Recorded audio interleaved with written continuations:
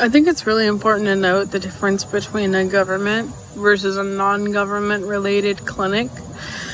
I had the pleasantry of going in June and July and August to the ER multiple times because the OGBYN wouldn't see me.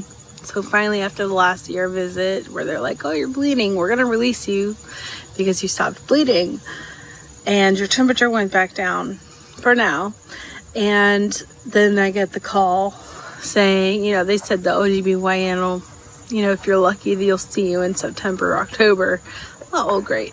So they scheduled me an appointment for that, and then they canceled it, and it was this whole mess. And then finally, the last ER visit, they were like, we're just going to give you the referral. Get the referral. Then they're saying, hey, again, September, at the latest, the end of September. And then they called back and they're like, hey, this looks pretty serious. See me in a week. So 1 week later, went to the OGBYN, and that was last week. And then they said they wanted to do surgery today, Wednesday.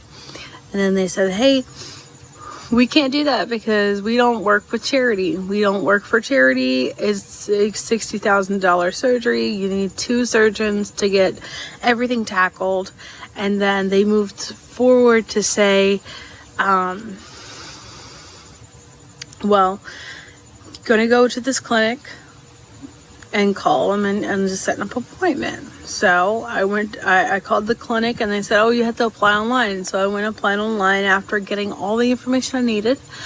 And that was 2 days ago. And then I went to apply to another hospital as well, just in case. And they said it would take 1 to 2 weeks. And they called me today and were like, hey, can you be here in an hour? So this morning I went to the appointment and it went really well, and they gave me the referral that I needed, and I'm waiting on the hospital to call me so we can schedule the surgery scheduling appointment, which is very specific. It's where we meet up with the doctors and whatever. And then after that, I will know when I get my surgery for sure. And we're trying to get it within the next 2 weeks. So I'm very relieved. It's just the difference between the 2 places.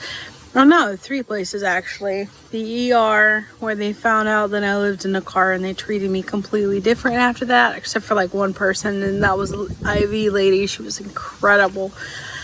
She didn't even leave a bruise on me. And then going to the OGBYN, they were so disorganized. They actually, told me, I know you feel shame for living in your car. I would too. I totally understand. We can get you set up in a shelter, blah, blah, blah. As kind as they were, they straight up called me charity multiple times. And then by the end of it, they told me after the doctor, said, hey, you need to get surgery next week. They were like, we don't work for charity. So they were disorganized. They didn't have labels.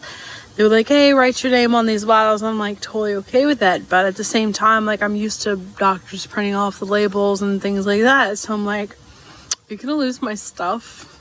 So they lost a sample that I had given. Not a very easy sample to obtain, if you know what I mean. And I'm not doing it again. So it was traumatic, if you know what I mean, if you've been through this kind of thing before. So I'm just at this point frustrated with the OGBYN, but also very excited to know that I have surgery. And the clinic itself that I went to is just so different because they're non-government, and that makes a big difference. The people treated me with respect. She actually told me, hey, I had a client last year, and he came in and he lived in a vehicle for years. He lived in a truck, and there's no shame in that. No matter what you're in, God's with you, and you are totally non-shamed for that. You should never feel shame for what you had to live and what you had to do to survive, as long as you are living ethically and you are actually taking care of yourself in every means necessary that you can without hurting someone else. That is totally understandable. She was super, super kind about it. Even the other doctor was like, we're gonna take care of you, we're gonna make sure, you know, just want to let you know the government's not involved, so we do what we're gonna do, and you don't have to pay for any bills right now, but when you get medical insurance, you know, you come in and pay for the rest of this stuff with that. Until then, we got you covered. So they're gonna cover the surgery, they're gonna get me teeth looked at, because I got a bad tooth back here.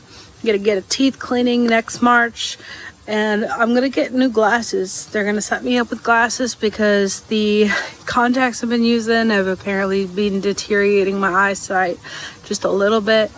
So it's really nice to feel like I'm not in a place that's so judgy, and it sucks that if the government is related, and this is proof that I'm gonna be treated like trash for living and where I'm living. That clinic, godsend, genuinely godsend, and I feel so very blessed, and I am very happy with that. And I'm in the works of trying really hard to skip the whole GoFundMe thing, which honestly I didn't really want to do in the first place, but I didn't feel like I had any other choice. Still kind of don't. I'm working with the bank right now to try to get a loan, try to get something, try to get a couple of grand just to even get a van to just move around in. But I feel like the clock is just ticking on that as well. So like I said, I do have my GoFundMe available. I've got $65 so far. I'm very grateful for that $65. But I'm going to be out of work for a couple of months. I'm already out of work. I've already been out of work. So if anyone wants to help, I'd be grateful. If not, you know, that's okay too. But I will try to show more of my life. Until then, I don't know what really else to do right now. Just, you know, live my life and hope for the best. I do have support, by the way. This time around, I do have some support. And I am very grateful to have it. And even if that means me laying in my car bed while I'm getting support through the window, I have support. So be grateful for that. I'm grateful for that too. Just got my shower, and I just want to lastly reflect that it really matters how you talk to people. Because today, after weeks of feeling homeless due to not being able to work, today I felt like a human.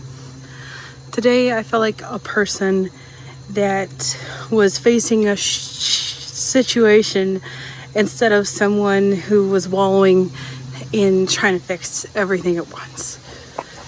Take that with you.